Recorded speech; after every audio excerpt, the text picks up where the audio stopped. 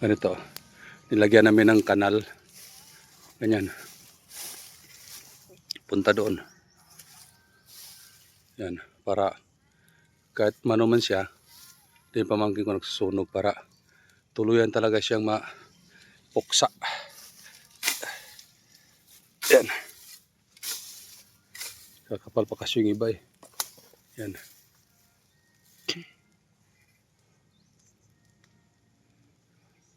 Yan, paikot yun siya. Itong kapal ng pinaikutan namin. Ganito. Parang daan para hindi talaga siya hindi talaga siya yung apoy ba, kakalat. Masusunog man siya, timing talaga siya. Kasi tinan mo, laki ng mga puno. Yan, parang tigas yan. Yan, mahirap din minsan. Yan. Hindi pa nga to, naputol. Ano pa. Yan. Yan. Kailangan talaga masunog yan siya. Yan. Yan sa kabila. Pinaikutan namin siya para hindi siya talaga yung apoy niya hindi tatawi dito sa mga makakapal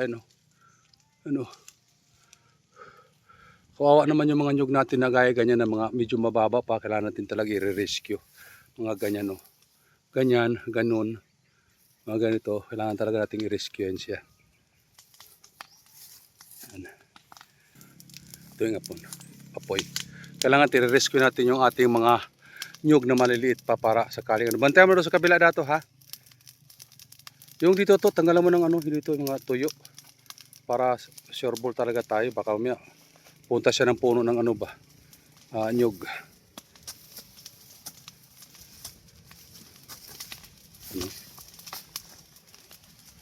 Ito yan. Tama na yun. Tama na siya. Huwag mo nang ipato. So, di ba guys, yan. Yun lang ang technique. Susunugin natin ng pakunti-kunti. Sa may mga farm na ganito, kailangan i-rescue natin yung atin. Tinan mo, maliwalas na masyado yung kapaligiran ng nyug. Pinuputol natin yung mga ganyang damo, tapos sisindihan. Ito ang pinakakapal dito. Ito ang problema namin. Kaya hindi pa talaga kagad namatay ng ng ating spray. Pero doon sa dulo, nagdidilaw naman. Yan. Kasama ko pa rin yung pamangkin ko, si Dato Iman Nax. Pinakamasipag na bata. Diba, guys? Ang purpose kasi natin dito, guys, sa ating mga tanim. Nakita mo mula doon sa kalsada, doon sa pinakadulo, hanggang dito abot tanaw siya dahil sa natatanggal yung yung mga damo na mahaba at saka yung mga malalaking tumutubo at yung natatabas. Kaya mula doon sa kalsada, may sasakyan na dumadaan hanggang dito. Actually, guys, hindi lang ito hanggang doon to. Doon. Yan, lagpas pa doon sa may mga dahon ng nyug na bumababa. Doon pa sa unang kunti, siguro mga 10 lipa pa hanggang doon sa dulo.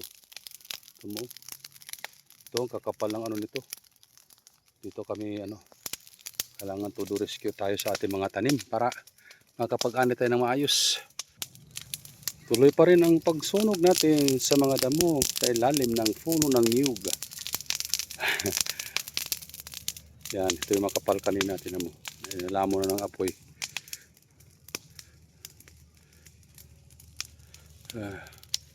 Sige, para masunog lahat.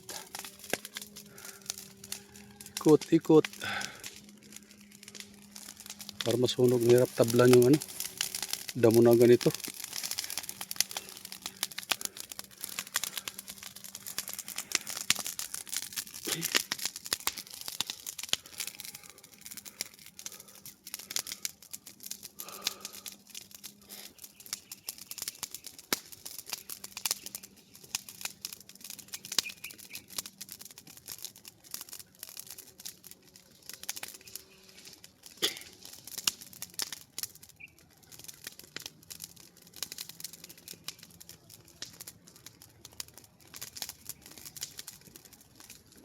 Grabe ka pasang, yun talaga tutungan, no?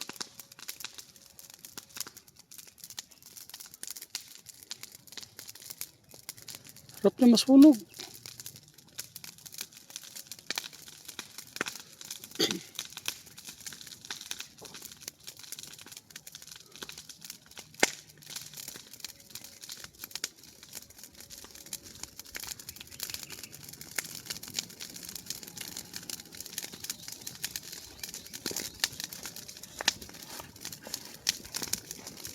Kapag humangin siya, may ano siya, mabugahan siya.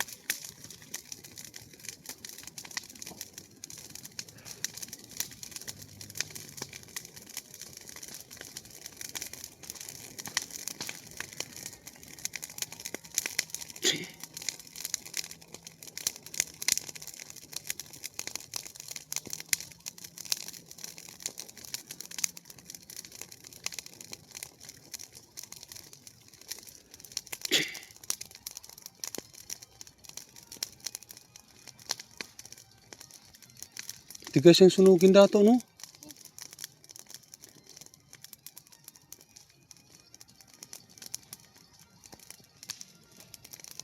No, kumalma lang siya, hanggang dyan lang siya. Oh.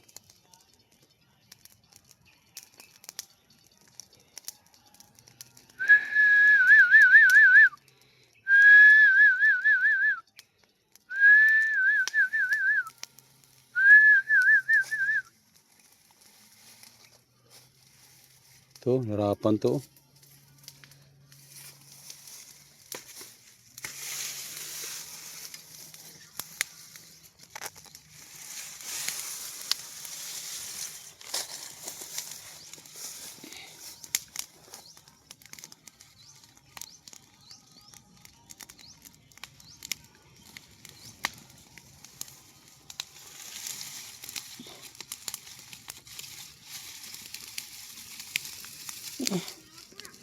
Ha?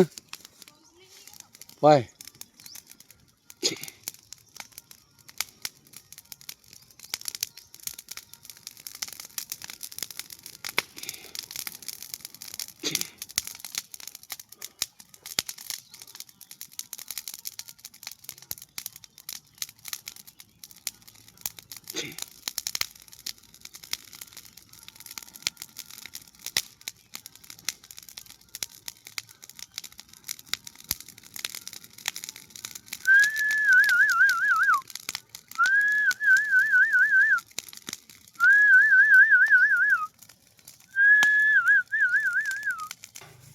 Mabuti dito banda ko is kay medyo wala siya ganong ano, wala siya ganong mga susunugin ba. Yan o kulang. Yan. Ito mga ganito, wala nang kwenta to. Ang tabase na ito. Yan. Wala na yun siya. Yan. Yung dito banda, mga malinis na siya. Yan o. Hanggang doon sa dulo. Dito, nirapan yung bunga dito pero umawi siya doon sa kabila. Ano? Umawi siya doon. Daming bunga niya dyan sa kabila. Yan o.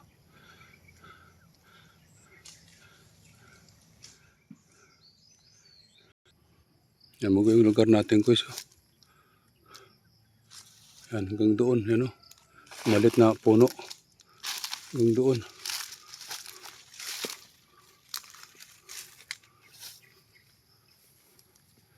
Hindi pa talaga tuluyan ng alanta yung ano yung kanyang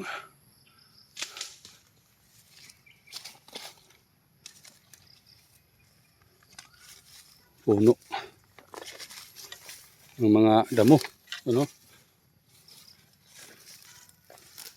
dapat dito ano dalawang to 4D dalawang ano din na gamot para sunog talaga siya. Marami talaga. Pagod ka dato, pagod ka na, pagod.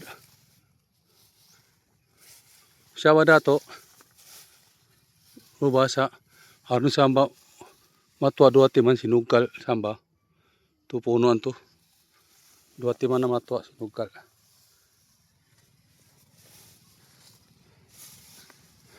Sindihan mo dito to. Sakat, tukawi ka ko na. Niya saka ningin ani manipis ani. Kumalag sa taman sa sagad. To. Siya kami juri kami to kawi ka ko na. Udah merece apa ini na. Ini apa? Ini siapa? Kawi ka.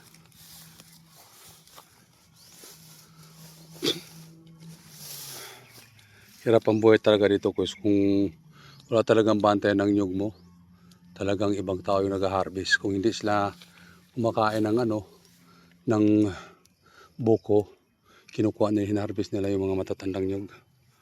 Kaya sana makapagbahay tayo dito para kahit kamalig lang, para mano naman mabantayan ng husto. Grabe talaga mga tao dito. Hindi mo maintindihan kung ano nasisip nila eh. Hindi ka nasunog ko iso.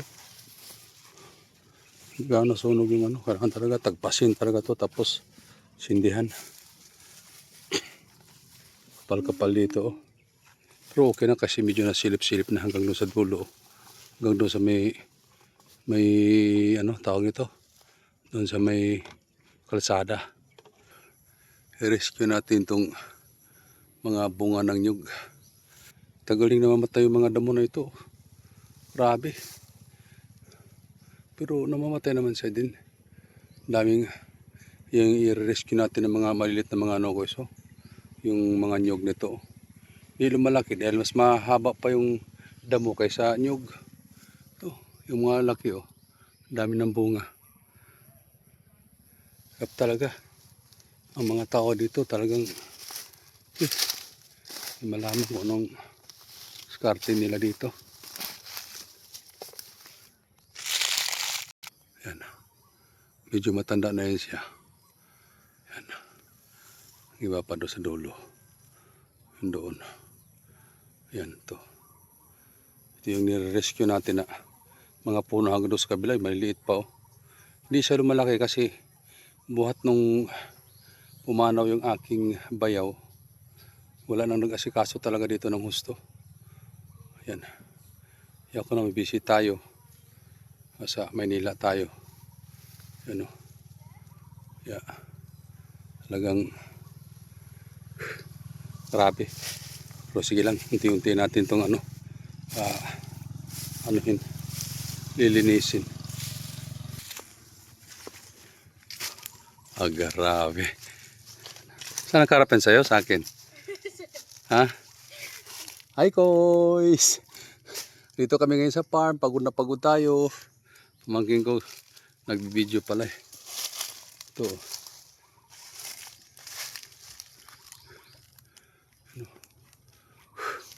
Lawak pa talaga nilinisin. Pero, actually ito naman, nagdidilaw na talaga yung mga niya, damo. Pero, kailangan talaga i-rescue pa natin ang maayos. So yun na lang guys. Bye bye na. Abangan nyo na lang yung sunod kong vlog. Thank you for watching.